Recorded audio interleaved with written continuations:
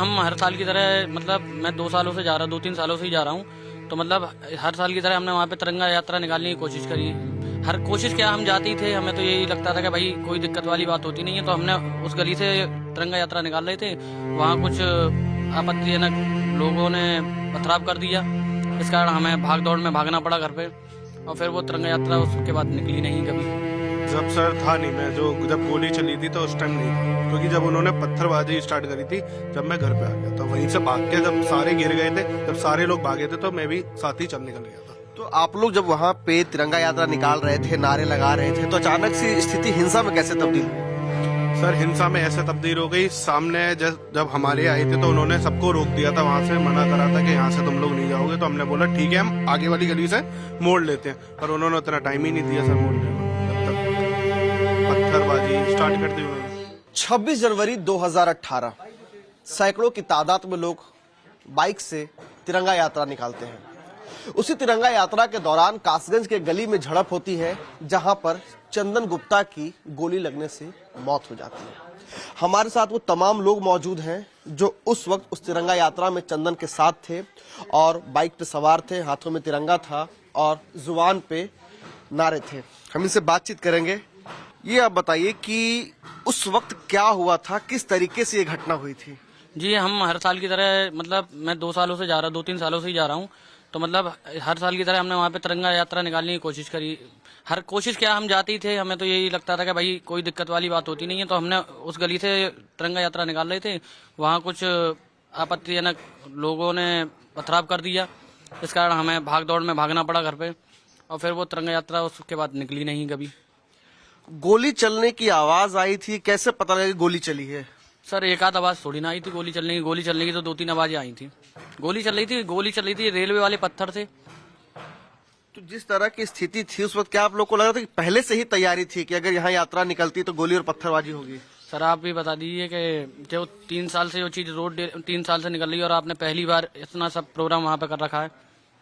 अच्छा एक बात बताइए, क्योंकि चंदन जिस बाइक पे सवार थे, आप उनके ठीक पीछे बैठे हुए थे बाइक पे, तो क्या कुछ हुआ? क्या गोली जब चंदन को लगी तब आपको पता था कि गोली लगी है, या फिर क्या स्थिति हुई उस वक्त की? जब सर था नहीं, मैं जब गोली चली थी तो उस टाइम नहीं था, क्योंकि जब उन्होंने पत्थरबाजी स्टार्ट करी थी जब मैं घर पे आ गया था, वहीं से भाग के जब सारे गिर गए थे, जब सारे लोग भागे थे तो मैं भी साथ ही चल निकल गया था। तो आप लोग जब वहाँ पे तिरंगा यात्रा निकाल रहे थे, नारे लगा रहे थे, तो अचानक से स्थिति हिंसा में कैसे तब्दील हुई?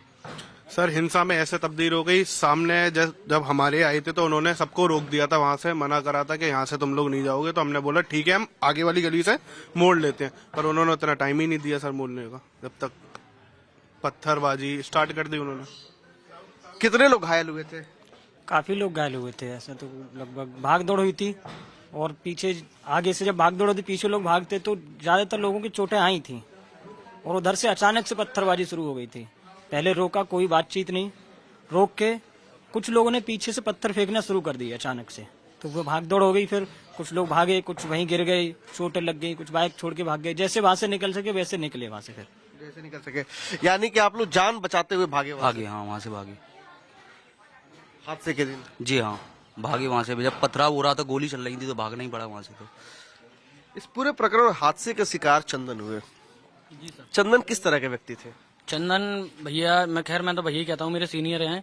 और आप शायद कासगंज में एक आधी लोग जो होंगे आपत्तिजनक वाले, मेरे नज़र में तो बस वही वाली बात है कि वही उस इंसान की बुराई कर सकते हैं, क्योंकि उन्होंने तो किसी के संग गलत किया ही नहीं था कभी, ना ही उन लोगों से लड़ाई थी कभी, जिनसे भी ये लड़ाई वगैरह हुई है उनसे कभी कोई लड़ाई नहीं थी। बस इस तरीके बहुत बढ़िया लड़के थे। तो आप चंदन को व्यक्तिगत तौर पे जानते हैं? जी जी जानते हैं। किस तरह के व्यक्ति थे वो? बहुत अच्छे थे, बढ़िया थे वो। कैसे रिश्ते थे आपके साथ? सर मेरे तो भाई वाले रिश्ते थे, क्योंकि मेरे रिश्तेदारी में ही है, भाई जैसे रिश्ते हैं। और सर बहुत बढ़िया, कभी कोई बुराई नहीं कर सकता, मैं ये चीज आपसे कह सकता हूँ। जो नहीं जानते वो बात अलग है, जो जानते हैं वो कभी नहीं कर सकते सर। अच्छा, मेरा एक सवाल ये है कि क्या चंदन को वहां पर खास करके टारगेट किया गया था, या फिर जब भीड़ पे हमला हुआ तो उसमें चंदन ही कहीं ना कहीं शिकार हुए? सर ये तो मैं टारगेट तो नहीं कह पाऊंगा, क्योंकि मुझे पता नहीं है, इतना आइडिया नहीं है। आपको क्या लगता है? जी सर, मुझे इतना आइडिया नहीं है, लेकिन खैर मैं इतनी कहूंगा कि उसमें उस वक्त जो भी होता, अगर चंदन भैया की जगह कोई मैं भी होता तो मेरे साथ भी यही हो सकता था। क्या 2018 के बाद कोई यात्रा निकली फिर वहां? सर आज तक नहीं निकली, वहाँ नहीं, यहाँ भी नहीं निकलती सर। एक दो ही देखता हूँ जो बाई चांस निकालते हैं, वरना निकलने की परमिशन ही नहीं मिलती कभी। यात्रा नहीं निकली? नहीं यात्रा की परमिशन नहीं यात्रा की। अच्छा एक बात बताइए, हिंदुस्तान में अगर तिरंगा की यात्रा निकलती है तो यात्रा से किसी को, तिरंगा की यात्रा से किसी को कोई समस्या है, तो क्या वहां पे कोई भड़काऊ नारेबाजी की गई थी या क्या हुआ था जो दूसरा पक्ष जो है वो कहीं ना कहीं हिंसक हो गया और गोली और पत्थर जैसी स्थिति बन गई? इधर से कोई भड़काऊ नारेबाजी नहीं है। अगर तिरंगा यात्रा में भारत माता की जय बोलना गलत है तो फिर वो भड़काऊ नारेबाजी आप कह सकते हो। भारत माता की जय तो बोल सकते हैं ना, उन्हें इसी से परहेज है कि भारत माता की जय नहीं बोल सकते। किस तरह के नारे लग रहे थे? हिंदुस्तान जिंदाबाद, यही नारे लग रहे थे वहाँ तो। और इन्हीं नारों से वो उद्वेलित हो गया दूसरा पक्ष? हाँ जी सर, मैं बताऊं ना, 2 ही नारे थे, आपने शायद वीडियो में भी देखा होगा, वहाँ पे जो लोगों ने वीडियो डाली है वहाँ भारत माता की जय और वंदे मातरम, इसी तरीके के नारे थे, कोई आपत्तिजनक नारे भी नहीं थे। और इन्हीं नारों के बीच में अचानक से पत्थर आने लगा, गोलियां चलने लगी। आगे से पीछे से पत्थर आने लगे, इसी वजह से जो बाइकें थी, जितनी भी 70-80 लोग लड़के थे जो, वो सारे भागने लगे इसी वजह से। और जब पत्थरबाजी स्टार्ट हुई तो सर कौन रुकता है, जब तो सारे ही भागने लगे। और जो भीड़ जो हिंसा करने पे उतारू थी, जो भीड़ कहीं ना कहीं हमलावर थी, उनकी क्या संख्या होगी? सर उनकी थी नाना करके भी सर 50-55 के समथिंग, और ज्यादा ही थे सर। पूरा उतना एरिया कवर था सर पीछे का पूरा।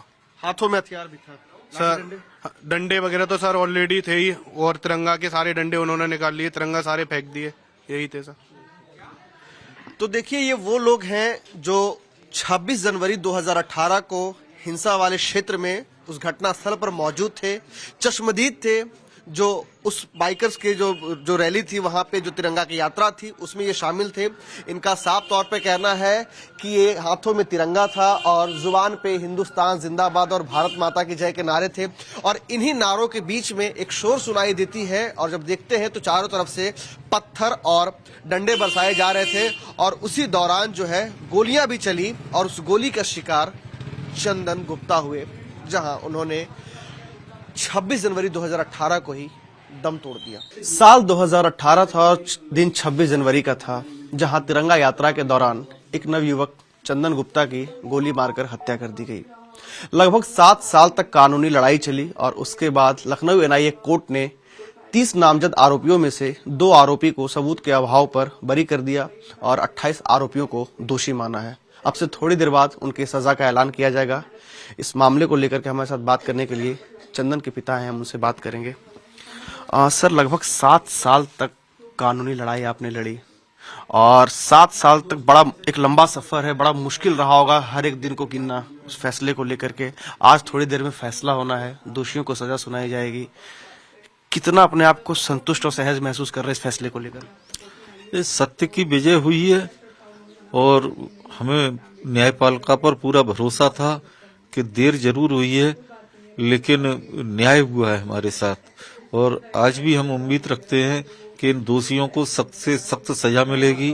चंदन की जिन्होंने हत्या की है उनको फांसी की सजा मिले, हमारी यही न्यायपालिका से मांग है, और भगवान भोलेनाथ से भी हम उम्मीद करते हैं कि हमको आज न्याय मिलेगा।